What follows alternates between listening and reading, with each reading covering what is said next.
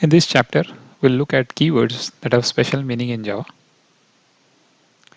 In Java, there are certain words that are not permitted to be used as variable names, class names, or method names. They cannot be used because they have special meaning in Java. Here are some commonly used keywords in Java. The ones marked green are the ones we'll be looking at in this part. Let's try to use them as identifiers and see how Java behaves. Here we have created a class keyword use demo, and we are trying to use the keywords as identifiers, and you can see that it is showing syntax error, so which means these keywords cannot be used as identifiers.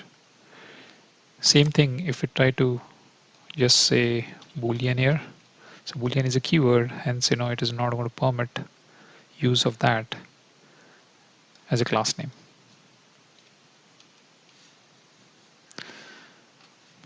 In here we have added two more functions.